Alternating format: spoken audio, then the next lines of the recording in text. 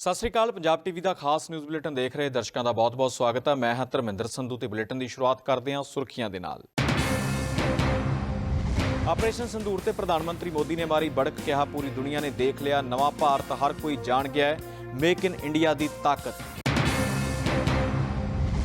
ਰਾਹੁਲ ਗਾਂਧੀ ਦੇ ਚੋਣ ਕਮਿਸ਼ਨ ਤੇ ਵੱਡੇ ਇਲਜ਼ਾਮ, ਸਬੂਤਾਂ ਨਾਲ ਕਮਿਸ਼ਨ ਤੋਂ ਮੰਗਿਆ ਜਵਾਬ। ਬੀਜੇਪੀ ਲੀਡਰ ਨੇ ਰਾਹੁਲ ਗਾਂਧੀ ਤੋਂ ਪੁੱਛੇ ਸਵਾਲ। उत्तराखंड के धराली च लग्या वड्डा मलबे का ढेर, बचाव कारज जारी। मुख्यमंत्री धामी ने स्थिति बारे दी जानकारी। 2 घंटे हवा च घुमदा रहा एयर इंडिया का जहाज़, यात्रियों सने कई संसद मैंबरों के सुके साह। कैप्टन की समझदारी नाल टलिया हादसा।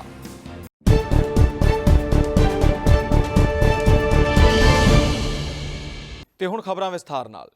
देश के प्रधानमंत्री नरेंद्र मोदी ने आपरेशन संदूर का जिक्र करते हुए कहा है कि इस राही पूरी दुनिया ने नवे भारत का रूप देख लिया। प्रधानमंत्री मोदी ने कहा कि आपरेशन संदूर की सफलता उन्नत तकनोलॉजी की शक्ति ते मेक इन इंडिया की पहलकदमी ते आधारित सी, जिस च देश के नौजवानों ने महत्वपूर्ण भूमिका निभाई है।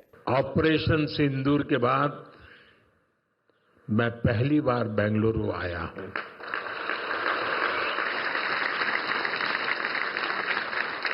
ऑपरेशन सिंदूर में भारतीय सेनाओं की सफलता सीमा पार कई किलोमीटर भीतर आतंकवादी ठिकानों को नेस्त नाबूद करने की ताकत और आतंकवादियों के बचाव में उतरे पाकिस्तान को कुछ ही घंटों में घुटनों पर लाने की हमारी क्षमता पूरी दुनिया ने नए भारत के इस स्वरूप के दर्शन किए हैं।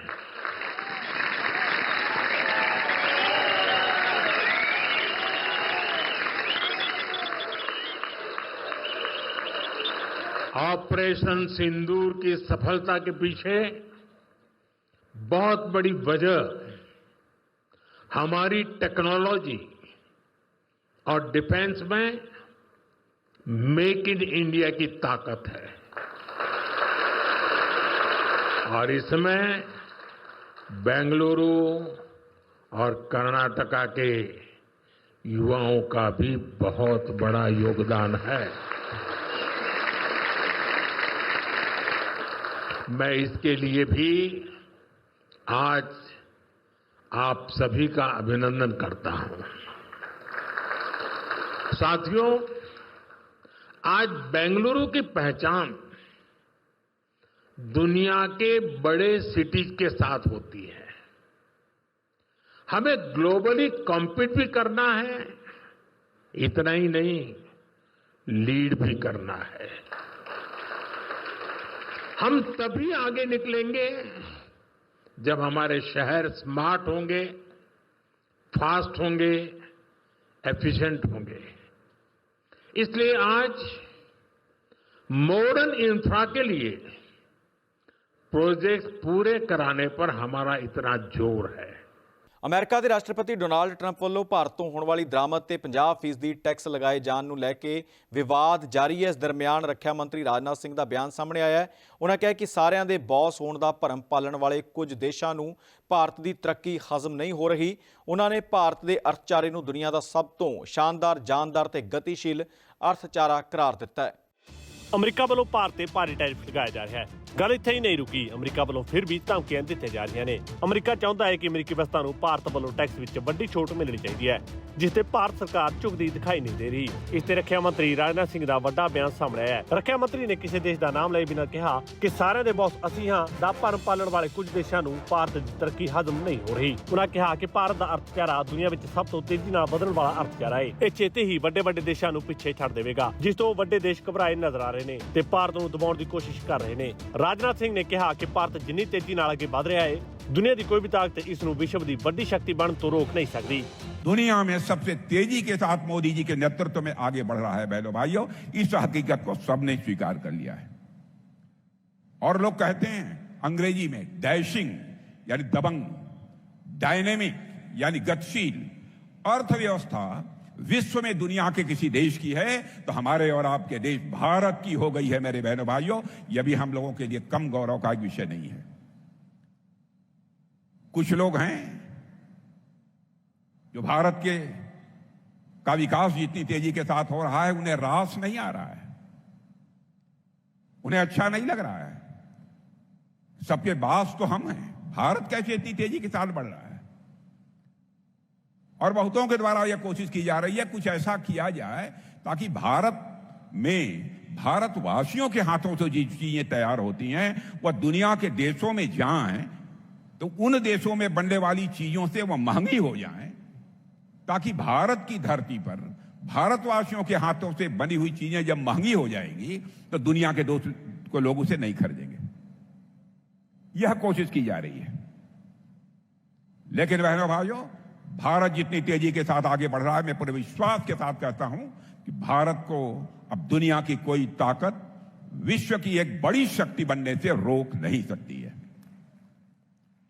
जहां तक रक्षा क्षेत्र का प्रश्न है, मेरे मित्रों, मैं कहना चाहता हूं, रक्षा क्षेत्र की हमारी हालत यह थी डिफेंस की कि पहले प्राय हर चीजें दुनिया के दूसरे देशों में बनती थी, विदेशियों के द्वारा बनती थी, उन्हीं की पूंजी लगती थी, और हम लोग जब जरूरत पड़ती थी तो दुनिया के दूसरे देशों से जाकर चाहे कुछ भी हो, हवाई जहाज हो, हथियार हो, प्लेटफॉर्म्स हो, जो भी हो, सब कुछ हम दुनिया के दूसरे देशों से खरीदते थे। लेकिन आज मैं आपको जानकारी देने के लिए आया हूं बहनों भाइयों, अब हम इनमें से बहुत सारी चीजें न केवल भारत की धरती पर बना रहे हैं, न केवल भारतवासियों के हाथों से बना रहे हैं, न केवल हम अपनी आवश्यकताओं को पूरा कर रहे हैं, बल्कि हम दुनिया के दूसरे देशों को भी हम एक्सपोर्ट करने का काम कर रहे हैं, उनके पास भी हम भेज रहे हैं। ਰੱਖਿਆ ਮੰਤਰੀ ਰਾਜਨਾਥ ਸਿੰਘ ਨੇ ਕਿਹਾ ਕਿ ਹੁਣ ਅਸੀਂ 24,000 ਕਰੋੜ ਤੋਂ ਜ਼ਿਆਦਾ ਰੱਖਿਆ ਉਤਪਾਦ ਦੁਨੀਆ ਦੇ ਦੇਸ਼ਾਂ ਨੂੰ ਬਰਾਮਦ ਕਰ ਰਹੇ ਹਾਂ। ਇਹ ਭਾਰਤ ਦੀ ਤਾਕਤ ਹੈ। उत्तरकाशी जिले के धराली च बदल फटन के कारण खीरगंगा नदी ने भारी तबाही मचाई है, जिस कारण पहाड़ी इलाकों च टना के हिसाब के नाल मलबा नदी के किनारे ते आ गया। इस कारण जानी ते माली नुकसान होया, जिसकी मात्रा का अंदाज़ा लगाना इस वेले मुश्किल है। उत्तराखंड के मुख्यमंत्री पुष्कर सिंह धामी ने कहा है कि सारियां टीमां बचाव कारजां दा तालमेल कर रही ने ते आफत तो प्रभावित सारे लोगों को बचाउण लई यतन जारी ने। जो रेस्क्यू अभियान चला है, सभी लोगों ने उसमें अच्छा समन्वय किया है, कोशिश की है हर एक व्यक्ति को बाहर निकाला जाए, हर एक जो संभव सहायता है वो करी जाए। उसके तहत लगभग अभी तक 1200 से अधिक लोगों को हेली सेवा के माध्यम से रेस्क्यू किया गया और अभी भी हेली सेवा हमारी चल रही है। स्थानीय लोगों को भी निकाला गया, जो गंगोत्री धाम, हरसिल, अन्य स्थानों पर आए हुए तीर्थ यात्री थे, श्रद्धालु थे, उन सभी को निकाला गया है।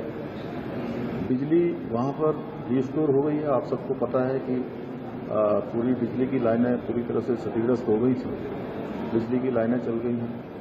टेलीफोन सुविधा वहां पर सुचारू हो गई है। राशन पर्याप्त मात्रा में वहां पहुंच गया है, कपड़े इत्यादि सभी प्रकार की व्यवस्थाएं वहां जो जरूरी हैं सहायता के रूप में वहां पहुंच रही हैं। 5 लाख रुपए की धनराशि का हमने फौरी तौर पर जो तत्काल सहायता होती है उस सहायता को भी जो है हमने जारी किया है कि वहाँ पर तत्काल लोगों को सहायता मिले। लगभग 107 परिवार हैं, उन सभी को जिनके मकान क्षतिग्रस्त हुए हैं, जिनके कोई लोग उसमें दिवंगत हुए हैं, उन सभी को ये सहायता हम लोग कर रहे हैं। सड़क मार्ग मंगल या बुधवार तक बन जाने की पूरी संभावना है। पहली ब्रिज जो हमारा लिमचा गार्ड है उसके पास, गंगनानी के पास, उसको रिस्टॉल करने की प्रक्रिया चल रही है और वो अंतिम चरण में है। आज रात तक वो शुरू हो जाएगा। कुछ एक पैदल यात्रियों के लिए शुरू हो गया है और गाड़ियों के लिए भी जल्दी शुरू होने वाला है। हमारा हर संभव प्रयास है कि सबको निकाला जाए और हमने सभी अधिकारियों को कहा है कि भवनों के नुकसान के लिए जो एक समिति बनाई है रेवेन्यू सेक्रेटरी के अध्यक्षता में, वो उसका पूरा आकलन करेंगे, क्योंकि इससे पहले इसी प्रकार का हम पुनर्वास का काम जोशीमठ में आई आपदा में भी कर चुके हैं। उसकी तर्ज पर सभी प्रकार का आकलन करेंगे कि कितना नुकसान हुआ है, पशु हानि कितनी हुई है, कृषि की, बागवानी की जो नुकसान हुआ है उसका आकलन करके। ਲੋਕ ਸਭਾ 'ਚ ਵਿਰੋਧੀ ਧਿਰ ਦੇ ਆਗੂ ਰਾਹੁਲ ਗਾਂਧੀ ਵੱਲੋਂ ਚੋਣ ਕਮਿਸ਼ਨ ਤੇ ਲਗਾਏ ਦੋਸ਼ਾਂ ਨੇ ਸਿਆਸਤ ਨੂੰ ਗਰਮਾ ਦਿੱਤਾ, ਜਿਸ ਤੇ ਹੁਣ ਬੀਜੇਪੀ ਰਾਹੁਲ ਗਾਂਧੀ ਤੇ ਹਮਲਾਵਰ ਹੈ। ਹੁਣ ਇਸ ਮੁੱਦੇ ਤੇ ਭਾਜਪਾ ਦੇ ਸੰਸਦ ਮੈਂਬਰ ਸੁਧਾਂਸ਼ੂ ਤ੍ਰਿਵੇਦੀ ਦਾ ਬਿਆਨ ਸਾਹਮਣੇ ਆਇਆ। ਉਹਨਾਂ ਦਾ ਕਹਿਣਾ ਹੈ ਕਿ ਜਿਸ ਸੀਟ ਬਾਰੇ ਉਹ ਗੱਲ ਕਰ ਰਹੇ ਨੇ ਉਸ ਦਾ ਡੇਟਾ ਚੋਣ ਕਮਿਸ਼ਨ ਕੋਲ ਨਹੀਂ ਹੈ। ਉਹਨਾਂ ਦੋਸ਼ ਲਗਾਇਆ ਕਿ ਫਿਰ ਉਹਨਾਂ ਨੂੰ 1 ਲੱਖ ਨਕਲੀ ਵੋਟਰਾਂ ਦੀ ਜਾਣਕਾਰੀ ਕਿੱਥੋਂ ਮਿਲੀ। वो बेंगलोर सेंट्रल की सीट के बारे में बात कर रहे हैं, तो मैं पूछना चाहता हूं वो 1 लाख उनके पास आए कहां से अगर चुनाव आयोग का डाटा नहीं था। दूसरा, उन्होंने किसको जारी किया है वो 1 लाख लोगों की सूची? क्या मीडिया को जारी किया है? क्या जनता को जारी किया है? क्या सांसदों को जारी किया है या चुनाव आयोग को दिया है? दूसरा, मैं कांग्रेस पार्टी और इंडी गठबंधन में पूछना चाहता हूं, श्री राहुल गांधी जी, आप एक ही कॉन्स्टिट्यूएंसी में इतने सिलेक्टिव कैसे हो जाते हैं? उसी बेंगलोर सेंट्रल कॉन्स्टिट्यूएंसी में आप वो विधानसभा दिखा रहे हैं जहां बीजेपी ने लीड किया है, 2 विधानसभाएं चामराजपेट और शिवाजी नगर जहां कांग्रेस को 60% से अधिक वोट मिला है, वहां पर बढ़े हुए मतदाता क्यों नजर नहीं आ रहे? क्योंकि वहां एक विशेष वर्ग की संख्या अधिक है, माइनॉरिटी डोमिनेंस है, या फिर आपको इस विषय में पता ही नहीं है? और मैं पूछना चाहता हूं, कर्नाटक में आपकी सरकार है, आपके चीफ मिनिस्टर प्रेस कॉन्फ्रेंस क्यों नहीं कर रहे हैं? डेप्यूटी सीएम प्रेस कॉन्फ्रेंस क्यों नहीं कर रहे हैं? यदि आप ये चाहते हैं कि सरकार के द्वारा नहीं हो, यद्यपि आप स्वयं नेता प्रतिपक्ष के रूप में कैबिनेट मंत्री का दर्जा पात्र हैं, यानी आप स्वयं सरकार की दृष्टि से सरकार के एक हिस्से हैं, क्योंकि आप कई कमेटीज में भी हैं, परंतु पार्टी से कराना था तो पार्टी का प्रदेश अध्यक्ष क्यों नहीं कर रहा है? आपके राष्ट्रीय अध्यक्ष आदरणीय खड़गे जी सबसे वरिष्ठ नेता हैं और वो कर्नाटक के हैं। शायद इसलिए वो नहीं कर रहे हैं कि उन्हें हकीकत पता है, और या फिर राहुल गांधी जी ये साबित करना चाहते हैं कि कर्नाटक राज्य के संदर्भ में ही उन्हीं की पार्टी के सीएम, डिप्टी सीएम, प्रदेश अध्यक्ष और राष्ट्रीय अध्यक्ष से ज्यादा ये राहुल गांधी जी को पता है, या ये उनके लिए निरंतर लॉन्च होने वाली, जैसे भारत ने एक बार में 100 सैटेलाइट लॉन्च करके एक दिन में रिकॉर्ड बनाया था, पर राहुल गांधी जी के निरंतर असफल लॉन्चिंग के प्रयास में किए जाने वाली छटपटाहट का ये एक और प्रयास मात्र है। ਤਿਰਵੰਤਪੁਰਮ ਤੋਂ ਨਵੀਂ ਦਿੱਲੀ ਆ ਰਹੀ ਏਅਰ ਇੰਡੀਆ ਦੀ ਫਲਾਈਟ ਨੂੰ ਉਸ ਸਮੇਂ ਚੇਨਈ ਵੱਲ ਡਿਵਰਟ ਕਰਨਾ ਪਿਆ ਜਦੋਂ ਚਾਲਕ ਦਲ ਨੂੰ ਰਸਤੇ 'ਚ ਖਰਾਬ ਮੌਸਮ ਕਾਰਨ ਸ਼ੱਕੀ ਤਕਨੀਕੀ ਖਰਾਬੀ ਦਾ ਪਤਾ ਲੱਗਿਆ। ਏਅਰਲਾਈਨ ਨੇ ਪੁਸ਼ਟੀ ਕੀਤੀ ਹੈ ਕਿ ਉਡਾਨ ਚੇਨਈ 'ਚ ਸੁਰੱਖਿਅਤ ਉਤਰ ਗਈ ਹੈ ਤੇ ਜਹਾਜ਼ ਦੀ ਜ਼ਰੂਰੀ ਜਾਂਚ ਕੀਤੀ ਜਾਵੇਗੀ। ਕਾਂਗਰਸ ਦੇ ਜਨਰਲ ਸਕੱਤਰ ਕੇਸੀ ਵੇਣੂਗੋਪਾਲ ਸਮੇਤ ਕਈ ਸੰਸਦ ਮੈਂਬਰ ਇਸ ਜਹਾਜ਼ ਦੇ ਵਿੱਚ ਮੌਜੂਦ ਸਨ। ਤ੍ਰਿਵੰਤਪੁਰਮ ਤੋਂ ਦਿੱਲੀ ਆ ਰਹੀ ਏਅਰ ਇੰਡੀਆ ਦੀ ਉਡਾਨ AI2455 ਨੂੰ ਐਤਵਾਰ ਨੂੰ ਚੇਨਈ ਵਿੱਚ ਐਮਰਜੈਂਸੀ ਲੈਂਡਿੰਗ ਕਰਨੀ ਪਈ। ਏਅਰਲਾਈਨ ਨੇ ਇਸ ਦਾ ਕਾਰਨ ਤਕਨੀਕੀ ਖਰਾਬੀਆਂ ਤੇ ਖਰਾਬ ਮੌਸਮ ਨੂੰ ਦੱਸਿਆ। ਕਾਂਗਰਸ ਦੇ ਸੰਸਦ ਮੈਂਬਰ ਕੇਸੀ ਵੇਣੂਗੋਪਾਲ ਜੋ ਜਹਾਜ਼ ਵਿੱਚ ਮੌਜੂਦ ਸਨ ਨੇ ਲਿਖਿਆ ਕਿ ਜਦੋਂ ਚੇਨਈ ਵਿੱਚ ਐਮਰਜੈਂਸੀ ਲੈਂਡਿੰਗ ਦੀ ਪਹਿਲੀ ਕੋਸ਼ਿਸ਼ ਕੀਤੀ ਗਈ ਤਾਂ ਇੱਕ ਹੋਰ ਜਹਾਜ਼ ਸਾਹਮਣੇ ਖੜਾ ਸੀ। ਪਾਇਲਟ ਨੇ ਜਹਾਜ਼ ਨੂੰ ਵਾਪਸ ਹਵਾ ਵਿੱਚ ਲੈ ਲਿਆ ਤੇ ਦੂਜੀ ਕੋਸ਼ਿਸ਼ ਵਿੱਚ ਸੁਰੱਖਿਅਤ ਲੈਂਡਿੰਗ ਕੀਤੀ ਗਈ। ਜਹਾਜ਼ ਵਿੱਚ ਬਹੁਤ ਸਾਰੇ ਸੰਸਦ ਮੈਂਬਰ ਤੇ ਹੋਰ ਬਹੁਤ ਸਾਰੇ ਯਾਤਰੀ ਸਵਾਰ ਸਨ। ਉਨ੍ਹਾਂ ਕਿਹਾ ਕਿ ਉਡਾਨ ਹਾਦਸੇ ਦੇ ਬਹੁਤ ਨੇੜੇ ਆ ਗਈ ਸੀ। ਇੱਕ ਵੱਡਾ ਹਾਦਸਾ ਟਲ ਗਿਆ ਹੈ। ਹਾਲਾਂਕਿ ਏਅਰ ਇੰਡੀਆ ਨੇ ਇਸ ਤੋਂ ਇਨਕਾਰ ਕੀਤਾ ਹੈ ਕਿ ਇੱਕ ਹੋਰ ਜਹਾਜ਼ ਸਾਹਮਣੇ ਸੀ। Air traffic tracking website flight radar 24 ਦੇ ਅਨੁਸਾਰ ਏਅਰ ਇੰਡੀਆ ਦੇ ਜਹਾਜ਼ ਨੇ 8:17 ਤੇ ਉਡਾਨ ਸ਼ੁਰੂ ਕੀਤੀ। ਇਹ 10:45 ਤੇ ਦਿੱਲੀ ਪਹੁੰਚਣਾ ਸੀ, ਪਰ ਰਸਤੇ ਵਿੱਚ ਤਕਨੀਕੀ ਖਰਾਬੀ ਕਾਰਨ ਇਸ ਨੂੰ ਐਮਰਜੈਂਸੀ ਲੈਂਡਿੰਗ ਕਰਨੀ ਪਈ। ਇਸ ਫਲਾਈਟ ਵਿੱਚ ਬੈਠੇ ਸੰਸਦ ਮੈਂਬਰ ਨੇ ਕਿਹਾ ਕਿ ਦਿੱਲੀ ਜਾਣ ਵਾਲੀ ਇਸ ਏਅਰ ਇੰਡੀਆ ਦੀ ਫਲਾਈਟ ਵਿੱਚ ਮੈਂ, ਕਈ ਸੰਸਦ ਮੈਂਬਰ ਤੇ ਸੈਂਕੜੇ ਯਾਤਰੀ ਸਵਾਰ ਸਨ। ਇਹ ਫਲਾਈਟ ਅੱਜ ਹਾਦਸੇ ਦੇ ਬਹੁਤ ਨੇੜੇ ਆ ਗਈ। ਉਡਾਨ ਪਹਿਲਾਂ ਦੇਰੀ ਨਾਲ ਸ਼ੁਰੂ ਹੋਈ। ਟੇਕ ਆਫ ਦੇ ਥੋੜੀ ਦੇਰ ਬਾਅਦ ਜ਼ੋਰਦਾਰ ਝਟਕੇ ਲੱਗਣੇ ਸ਼ੁਰੂ ਹੋ ਗਏ। ਲਗਭਗ 1 ਘੰਟੇ ਬਾਅਦ ਕੈਪਟਨ ਨੇ ਦੱਸਿਆ ਕਿ ਉਡਾਨ ਵਿੱਚ ਸਿਗਨਲ ਦੀ ਸਮੱਸਿਆ ਸੀ ਤੇ ਇਸ ਨੂੰ ਚੇਨਈ ਵੱਲ ਮੋੜਿਆ ਜਾ ਰਿਹਾ ਹੈ। ਲਗਭਗ 2 ਘੰਟੇ ਤੱਕ ਅਸੀਂ ਚੇਨਈ ਹਵਾਈ ਅੱਡੇ ਦੇ ਉੱਪਰ ਚੱਕਰ ਲਗਾਉਂਦੇ ਰਹੇ। ਲੈਂਡਿੰਗ ਦੀ ਪਹਿਲੀ ਕੋਸ਼ਿਸ਼ ਵਿੱਚ ਇੱਕ ਡਰਾਉਣ ਵਾਲਾ ਪਲ ਵੀ ਸਾਹਮਣੇ ਆਇਆ ਜਦੋਂ ਪਤਾ ਲੱਗਾ ਕਿ ਰਨਵੇ ਤੇ ਇੱਕ ਹੋਰ ਜਹਾਜ਼ ਸਾਹਮਣੇ ਖੜਾ ਹੈ। ਕੈਪਟਨ ਨੇ ਤੁਰੰਤ ਜਹਾਜ਼ ਨੂੰ ਉੱਚਾ ਚੁੱਕ ਲਿਆ, ਜਿਸ ਨਾਲ ਸਾਰਿਆਂ ਦੀ ਜਾਨ ਬਚ ਗਈ। ਦੂਜੀ ਕੋਸ਼ਿਸ਼ ਵਿੱਚ ਉਡਾਨ ਨੂੰ ਸੁਰੱਖਿਅਤ ਉਤਾਰ ਲਿਆ ਗਿਆ। ਪਾਇਲਟ ਦੀ ਸਮਝਦਾਰੀ ਤੇ ਕਿਸਮਤ ਨਾਲ ਸਾਨੂੰ ਬਚਾਇਆ ਗਿਆ। ਯਾਤਰੀਆਂ ਦੀ ਸੁਰੱਖਿਆ ਕਿਸਮਤ ਤੇ ਨਹੀਂ ਛੱਡੀ ਜਾ ਸਕਦੀ। ਮੈਂ DGCA ਦੇ ਸਿਵਲ ਐਵੀਏਸ਼ਨ ਮੰਤਰਾਲੇ ਨੂੰ ਇਸ ਘਟਨਾ ਦੀ ਤੁਰੰਤ ਜਾਂਚ ਕਰਨ, ਜ਼ਿੰਮੇਵਾਰੀ ਤੈਅ ਕਰਨ ਤੇ ਇਹ ਯਕੀਨੀ ਬਣਾਉਣ ਦੀ ਬੇਨਤੀ ਕਰਦਾ ਹਾਂ ਅਜਿਹੀ ਗਲਤੀ ਦੁਬਾਰਾ ਕਦੇ ਨਾ ਹੋਵੇ। ਏਅਰ ਇੰਡੀਆ ਨੇ ਐਕਸ ਤੇ ਕੇਸੀ ਵੇਣੂਗੋਪਾਲ ਦੀ ਪੋਸਟ ਦੇ ਜਵਾਬ ਵਿੱਚ ਲਿਖਿਆ ਕਿ ਅਸੀਂ ਸਪਸ਼ਟ ਕਰਨਾ ਚਾਹੁੰਦੇ ਹਾਂ ਕਿ ਉਡਾਨ ਨੂੰ ਚੇਨਈ ਵੱਲ ਮੋੜਨ ਦਾ ਫੈਸਲਾ ਸਾਵਧਾਨੀ ਵਜੋਂ ਲਿਆ ਗਿਆ ਹੈ ਕਿਉਂਕਿ ਜਹਾਜ਼ ਵਿੱਚ ਤਕਨੀਕੀ ਸਮੱਸਿਆ ਤੇ ਮੌਸਮ ਖਰਾਬ ਸੀ। ਚੇਨਈ ਹਵਾਈ ਅੱਡੇ ਤੇ ਪਹਿਲੀ ਲੈਂਡਿੰਗ ਕੋਸ਼ਿਸ਼ ਦੌਰਾਨ ਚੇਨਈ ਏਅਰ ਟ੍ਰੈਫਿਕ ਕੰਟਰੋਲ ਨੇ ਇੱਕ ਚੱਕਰ ਲਗਾਉਣ ਲਈ ਨਿਰਦੇਸ਼ ਦਿੱਤੇ, ਪਰ ਇਹ ਕਿਸੇ ਹੋਰ ਜਹਾਜ਼ ਦੇ ਰਨਵੇ ਤੇ ਹੋਣ ਕਾਰਨ ਨਹੀਂ ਹੋਇਆ। 에ਅਰ ਇੰਡੀਆ ਨੇ ਕਿਹਾ ਕਿ ਸਾਡੇ ਪਾਇਲਟ ਅਜਿਹੇ ਸਥਿਤੀਆਂ ਨੂੰ ਸੰਭਾਲਣ ਲਈ ਪੂਰੀ ਤਰ੍ਹਾਂ ਸਿਖਲਾਈ ਪ੍ਰਾਪਤ ਹਨ। ਇਸ ਤੋਂ ਪਹਿਲਾਂ ਵੀ 에ਅਰ ਇੰਡੀਆ ਦੇ ਜਹਾਜ਼ਾਂ ਵਿੱਚ ਅਜਿਹੀਆਂ ਘਟਨਾਵਾਂ ਦੇਖਣ ਨੂੰ ਮਿਲ ਚੁੱਕੀਆਂ ਹਨ, ਜਿਸ 'ਚ 에ਅਰ ਇੰਡੀਆ ਐਕਸਪ੍ਰੈਸ ਦੀ ਉਡਾਨ ਤਕਨੀਕੀ ਖਰਾਬੀ ਕਾਰਨ ਵਾਪਸ ਆਈ।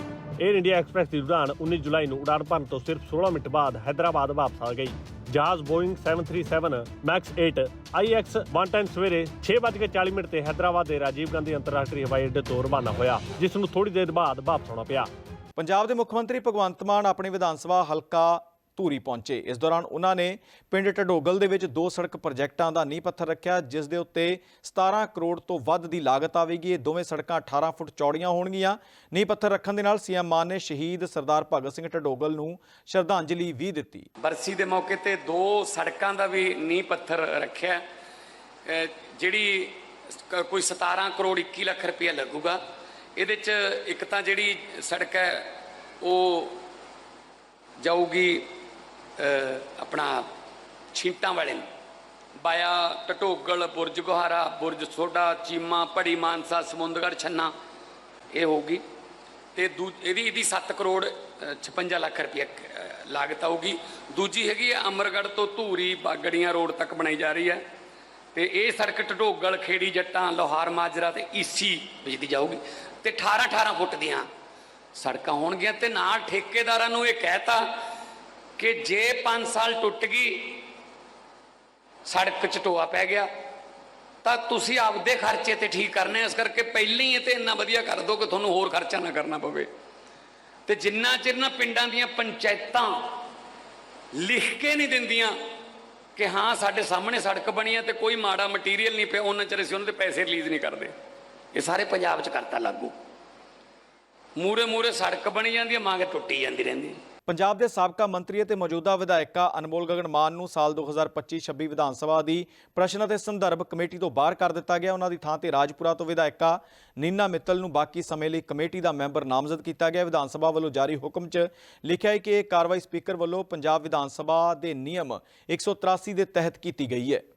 ਪੰਜਾਬੀ ਗਾਇਕਾ ਸਾਬਕਾ ਮੰਤਰੀ ਅਤੇ ਵਿਧਾਇਕ ਅਨਮੋਲ ਗਗਨ ਮਾਨ ਨੇ ਭਾਵੇਂ ਵਿਧਾਇਕ ਦੇ ਅਹੁਦੇ ਤੋਂ ਆਪਣਾ ਅਸਤੀਫਾ ਵਾਪਸ ਲੈ ਲਿਆ ਹੋਵੇ, ਪਰ ਉਹਨਾਂ ਨੂੰ ਸਾਲ 2025-26 ਤੋਂ ਵਿਧਾਨ ਸਭਾ ਦੀ ਪ੍ਰਸ਼ਨ ਅਤੇ ਸੰਦਰਭ ਕਮੇਟੀ ਤੋਂ ਮੁਕਤ ਕਰ ਦਿੱਤਾ ਗਿਆ। ਹੁਣ ਉਹਨਾਂ ਦੀ ਜਗ੍ਹਾ ਰਾਜਪੁਰਾ ਦੀ ਵਿਧਾਇਕ ਨੀਨਾ ਮਿੱਤਲ ਨੂੰ ਬਾਕੀ ਸਮੇਂ ਲਈ ਕਮੇਟੀ ਦਾ ਮੈਂਬਰ ਨਾਮਜ਼ਦ ਕੀਤਾ ਗਿਆ। ਇਸੇ ਤਰ੍ਹਾਂ ਤਰਨਤਾਰਨ ਦੇ ਵਿਧਾਇਕ ਡਾਕਟਰ ਕਸ਼ਮੀਰ ਸਿੰਘ ਸੋਹਲ ਦੀ ਮੌਤ ਕਾਰਨ ਖਾਲੀ ਹੋਈ ਇੱਕ ਹੋਰ ਕਮੇਟੀ ਵਿੱਚ ਅਸ਼ਨਾਲਾ ਦੇ ਵਿਧਾਇਕ ਕੁਲਦੀਪ ਸਿੰਘ ਧਾਲੀਵਾਲ, ਜਿਨ੍ਹਾਂ ਨੂੰ ਕੁਝ ਸਮਾਂ ਪਹਿਲਾਂ ਮੰਤਰੀ ਦੇ ਅਹੁਦੇ ਤੋਂ ਹਟਾ ਦਿੱਤਾ ਗਿਆ ਸੀ, ਨੂੰ ਨਾਮਜ਼ਦ ਕਰ ਦਿੱਤਾ ਗਿਆ। ਸੋ ਵਿਧਾਨ ਸਭਾ ਵੱਲੋਂ ਜਾਰੀ ਹੁਕਮ ਦੇ ਵਿੱਚ ਲਿਖਿਆ ਗਿਆ ਹੈ ਕਿ ਇਹ ਕਾਰਵਾਈ ਸਪੀਕਰ ਵੱਲੋਂ ਪੰਜਾਬ ਵਿਧਾਨ ਸਭਾ ਦੇ ਨਿਯਮ 183 ਤਹਿਤ ਕੀਤੀ ਗਈ ਹੈ। ਇਸ ਦੇ ਨਾਲ ਹੀ ਅਨਮੋਲ ਗਗਨ ਮਾਨ ਦੀ ਜਗ੍ਹਾ ਨੀਨਾ ਮਿੱਤਲ ਨੂੰ ਕਮੇਟੀ ਵਿੱਚ ਰਹਿਣ ਦੇ ਸਮੇਂ ਲਈ ਨਾਮਜ਼ਦ ਕੀਤਾ ਗਿਆ। ਇਸੇ ਤਰ੍ਹਾਂ ਤਰਨਤਾਰਨ ਦੇ ਵਿਧਾਇਕ ਡਾਕਟਰ ਕਸ਼ਮੀਰ ਸਿੰਘ ਸੋਹਲ ਦੀ 27 ਜੂਨ ਨੂੰ 2025 ਨੂੰ ਮੌਤ ਹੋ ਗਈ ਸੀ। ਇਸ ਕਾਰਨ ਕਾਰੋਬਾਰੀ ਕਮੇਟੀ ਵਿੱਚ ਇੱਕ ਸੀਟ ਖਾਲੀ ਹੋ ਗਈ ਸੀ। ਕੁਲਦੀਪ ਸਿੰਘ ਧਾਲੀਵਾਲ ਨੂੰ ਹੁਣ ਉੱਥੇ ਨਿਯੁਕਤ ਕੀਤਾ ਗਿਆ ਸੀ। ਸਪੀਕਰ ਨੇ ਇਹ ਕਾਰਵਾਈ ਵਿਧਾਨ ਸਭਾ ਦੇ ਨਿਯਮ 180(3) ਦੇ ਤਹਿਤ ਕੀਤੀ ਹੈ। ਸੋ 19 ਜੁਲਾਈ ਨੂੰ ਅਨਮੋਲ ਗਗਨ ਮਾਨ ਨੇ ਅਚਾਨਕ ਆਪਣੇ ਸੋਸ਼ਲ ਮੀਡੀਆ ਅਕਾਊਂਟ X ਤੇ ਪੋਸਟ ਕੀਤਾ ਕਿ ਉਹਨਾਂ ਨੇ ਸੋਸ਼ਲ ਮੀਡੀਆ ਪਲੇਟਫਾਰਮ X ਤੇ ਪੋਸਟ ਕਰਕੇ ਜਾਣਕਾਰੀ ਸਾਂਝੀ ਕੀਤੀ। ਉਹਨਾਂ ਲਿਖਿਆ ਹੈ ਕਿ ਮੇਰਾ ਦਿਲ ਭਾਰੀ ਹੈ, ਪਰ ਮੈਂ ਰਾਜਨੀਤੀ ਛੱਡਣ ਦਾ ਫੈਸਲਾ ਕੀਤਾ ਹੈ। ਸਪੀਕਰ ਨੂੰ ਬੇਨਤੀ ਹੈ ਕਿ ਉਹ ਮੇਰਾ ਅਸਤੀਫਾ ਸਵੀਕਾਰ ਕਰਨ। ਮੇਰੀਆਂ ਸ਼ੁਭਕਾਮਨਾਵਾਂ ਪਾਰਟੀ ਦੇ ਨਾਲ ਨੇ। ਮੈਨੂੰ ਉਮੀਦ ਹੈ ਕਿ ਪੰਜਾਬ ਸਰਕਾਰ ਲੋਕਾਂ ਦੀਆਂ ਉਮੀਦਾਂ ਦੇ ਖਰੀ ਉਤਰੇਗੀ। ਅਸਤੀਫਾ ਦਿੰਦੇ ਹੀ ਕਈ ਤਰ੍ਹਾਂ ਦੀਆਂ ਅਟਕਲਾਂ ਲਗਾਈਆਂ ਗਈਆਂ। ਇਸ ਤੋਂ ਬਾਅਦ ਅਗਲੇ ਦਿਨ ਪਾਰਟੀ ਪ੍ਰਧਾਨ ਅਮਨ ਅਰੋੜਾ ਉਹਨਾਂ ਦੇ ਘਰ ਪਹੁੰਚੇ। ਇਸ ਤੋਂ ਬਾਅਦ ਉਹਨਾਂ ਨੇ ਅਨਮੋਲ ਗਗਨ ਮਾਨ ਨੂੰ ਮਨਾ ਲਿਆ। ਫਿਰ ਅਨਮੋਲ ਨੇ ਆਪਣਾ ਅਸਤੀਫਾ ਵਾਪਸ ਲੈ ਲਿਆ ਸੀ। ਸੋ ਮਸ਼ਹੂਰ ਪੰਜਾਬੀ ਗਾਇਕਾ ਅਨਮੋਲ ਗਗਨ ਮਾਨ ਇਹ ਕਹਿ ਕੇ ਕਿ 2022 ਦੀਆਂ ਵਿਧਾਨ ਸਭਾ ਚੋਣਾਂ ਤੋਂ ਪਹਿਲਾਂ 5 ਮਿੰਟ ਵਿੱਚ MSP ਦੇਣ ਵਾਲੀ ਗੱਲ ਕਹਿ ਕੇ ਸੁਰਖੀਆਂ ਵਿੱਚ ਆ ਗਈ। ਉਹ ਮੋਹਾਲੀ ਦੀ ਖਰੜ ਵਿਧਾਨ ਸਭਾ ਸੀਟ ਤੋਂ ਚੋਣ ਜਿੱਤੀ ਅਤੇ ਵਿਧਾਇਕ ਬਣੀ। ਇਸ ਤੋਂ ਬਾਅਦ ਉਹਨਾਂ ਨੂੰ ਸੈਰ ਸਪਾਟਾ ਦੇ ਸੱਭਿਆਚਾਰਕ ਮੰਤਰੀ ਬਣਾਇਆ ਗਿਆ, ਪਰ 2024 ਵਿੱਚ ਮੰਤਰੀ ਮੰਡਲ ਵਿੱਚ ਫੇਰਬਦਲ ਤੋਂ ਬਾਅਦ ਉਹਨਾਂ ਨੂੰ ਅਹੁਦੇ ਤੋਂ ਹਟਾ ਦਿੱਤਾ ਗਿਆ। ਉਹ ਪਿਛਲੇ ਕੁਝ ਸਮੇਂ ਦੇ ਲਈ ਰਾਜਨੀਤਿਕ ਗਤੀਵਿਧੀਆਂ ਤੋਂ ਦੂਰ ਹੈ। ਪਾਕਿਸਤਾਨ ਦੀ ਜੇਲ੍ਹ ਦੇ ਵਿੱਚ ਬੰਦ ਸਾਬਕਾ ਪ੍ਰਧਾਨ ਮੰਤਰੀ ਇਮਰਾਨ ਖਾਨ ਬਾਰੇ ਇੱਕ ਮਹੱਤਵਪੂਰਨ ਫੈਸਲਾ 12 ਅਗਸਤ ਨੂੰ ਆਉਣਾ ਹੈ। ਸੁਪਰੀਮ ਕੋਰਟ 9 ਮਈ ਦੀ ਹਿੰਸਾ ਨਾਲ ਸੰਬੰਧਿਤ ਮਾਮਲਿਆਂ ਵਿੱਚ ਜ਼ਮਾਨਤ ਨਾ ਮਿਲਣ ਵਿਰੁੱਧ ਇਮਰਾਨ ਖਾਨ ਵੱਲੋਂ ਦਾਇਰ ਅਪੀਲਾਂ ਤੇ ਮੰਗਲਵਾਰ ਨੂੰ ਮੁੜ ਸੁਣਵਾਈ ਸ਼ੁਰੂ ਕਰੇਗੀ। ਮੀਡੀਆ ਨੇ ਐਤਵਾਰ ਨੂੰ ਇਸ ਬਾਰੇ ਜਾਣਕਾਰੀ ਦਿੱਤੀ ਹੈ। ਪਾਕਿਸਤਾਨ ਦੀ ਸੁਪਰੀਮ ਕੋਰਟ 9 ਮਈ ਨੂੰ ਹੋਈ ਹਿੰਸਾ ਨਾਲ ਸੰਬੰਧਿਤ ਮਾਮਲਿਆਂ ਵਿੱਚ ਜ਼ਮਾਨਤ ਤੋਂ ਇਨਕਾਰ ਕਰਨ ਵਿਰੁੱਧ ਜੇਲ੍ਹ ਵਿੱਚ ਬੰਦ ਸਾਬਕਾ ਪ੍ਰਧਾਨ ਮੰਤਰੀ ਇਮਰਾਨ ਖਾਨ ਵੱਲੋਂ ਦਾਇਰ ਅਪੀਲਾਂ ਤੇ ਮੰਗਲਵਾਰ ਨੂੰ ਸੁਣਵਾਈ ਮੁੜ ਸ਼ੁਰੂ ਕਰੇਗੀ। ਮੀਡੀਆ ਨੇ ਐਤਵਾਰ ਨੂੰ ਇਸ ਬਾਰੇ ਜਾਣਕਾਰੀ ਸਾਂਝੀ ਕੀਤੀ ਹੈ। ਸੋ ਜੌਨ ਅਖਬਾਰ ਦੀ ਰਿਪੋਰਟ ਅਨੁਸਾਰ ਪਾਕਿਸਤਾਨ ਤਹਿਰੀਕ-ਏ-ਇਨਸਾਫ ਦੇ ਮੁਖੀ ਵੱਲੋਂ ਦਾਇਰ ਵੱਖ-ਵੱਖ ਅਪੀਲਾਂ ਅਨੁਸਾਰ ਲਾਹੌਰ ਹਾਈ ਕੋਰਟ ਨੇ 9 ਮਈ 2023 ਨੂੰ ਇਸਲਾਮਾਬਾਦ ਹਾਈ ਕੋਰਟ ਕੰਪਲੈਕਸ ਤੋਂ ਖਾਨ ਦੀ ਗ੍ਰਿਫਤਾਰੀ ਤੋਂ ਬਾਅਦ ਭੜਕੀ ਹਿੰਸਾ ਨਾਲ ਸੰਬੰਧਿਤ 8 ਮਾਮਲਿਆਂ ਵਿੱਚ ਉਨ੍ਹਾਂ ਦੀ ਗ੍ਰਿਫਤਾਰੀ ਤੋਂ ਬਾਅਦ ਜ਼ਮਾਨਤ ਦੇਣ ਤੋਂ ਇਨਕਾਰ ਕਰ ਦਿੱਤਾ ਸੀ। ਸੋ ਲਾਹੌਰ ਹਾਈ ਕੋਰਟ ਨੇ 9 ਮਈ ਨੂੰ ਉਸ ਦੀ ਜ਼ਮਾਨਤ ਰੱਦ ਕਰ ਦਿੱਤੀ, ਜਿਸ ਦੇ ਵਿੱਚ ਖਾਨ ਦੀ ਗ੍ਰਿਫਤਾਰੀ ਦੀ ਉਮੀਦ ਵਿੱਚ ਫੌਜੀ ਸਥਾਪਨਾਵਾਂ ਤੇ ਹਮਲਿਆਂ ਦੀ ਯੋਜਨਾ ਬਣਾਉਣ ਦੇ ਵਿੱਚ ਕਥਿਤ ਭੂਮਿਕਾ ਦਾ ਹਵਾਲਾ ਦਿੱਤਾ ਗਿਆ ਸੀ। ਸੁਪਰੀਮ ਕੋਰਟ ਨੇ ਬਚਾਅ ਪੱਖ ਦੇ ਵਕੀਲ ਦੀ ਬੇਨਤੀ ਤੇ 29 ਜੁਲਾਈ ਨੂੰ ਸੁਣਵਾਈ ਮੁਲਤਵੀ ਕਰ ਦਿੱਤੀ ਸੀ, ਜਿਸ ਨੇ ਕਿਹਾ ਸੀ ਕਿ ਮੁੱਖ ਵਕੀਲ ਸਲਮਾਨ ਸਫਦਰ ਵਿਦੇਸ਼ ਵਿੱਚ ਹੈ। ਖਬਰਾਂ ਅਨੁਸਾਰ ਮੰਗਲਵਾਰ ਨੂੰ ਪਾਕਿਸਤਾਨ ਦੇ ਚੀਫ ਜਸਟਿਸ ਯਾਹਿਆ ਅਫਰੀਦੀ ਦੀ ਅਗਵਾਈ ਵਾਲੀ ਸੁਪਰੀਮ ਕੋਰਟ ਦੀ 3 ਜੱਜਾਂ ਦੀ ਬੈਂਚ, ਜਿਸ ਦੇ ਵਿੱਚ ਜਸਟਿਸ ਮੁਹੰਮਦ ਸ਼ਫੀ ਸਿੱਦੀਕੀ ਅਤੇ ਜਸਟਿਸ ਮੀਆਂ ਗੁਲ ਹਸਨ ਔਰੰਗਜ਼ੇਬ ਸ਼ਾਮਲ ਨੇ। ਸੋ ਖਾਨ ਵਿਰੁੱਧ 9 ਮਈ ਨੂੰ ਹੋਈ ਹਿੰਸਾ ਦੇ ਸਬੰਧ ਵਿੱਚ ਲਾਹੌਰ ਦੇ ਵਿੱਚ ਕਈ ਮਾਮਲੇ ਦਰਜ ਨੇ, ਜਿਨ੍ਹਾਂ ਨੂੰ ਕਥਿਤ ਤੌਰ ਤੇ ਆਪਣੇ ਸਮਰਥਕਾਂ ਨੂੰ ਸਰਕਾਰੀ ਅਤੇ ਫੌਜੀ ਇਮਾਰਤਾਂ ਤੇ ਹਮਲਾ ਕਰਨ ਦੇ ਲਈ ਉਕਸਾਉਣ ਦਾ ਦੋਸ਼ ਵੀ ਸ਼ਾਮਲ ਹੈ। ਇਸ ਬੁਲੇਟਿਨ ਦੇ ਵਿੱਚ ਫਿਲਹਾਲ ਇੰਨਾ ਹੀ। ਮੈਨੂੰ ਯਾਨੀ ਧਰਮਿੰਦਰ ਸੰਧੂ ਨੂੰ ਦਿਓ ਆਗਿਆ। ਧੰਨਵਾਦ।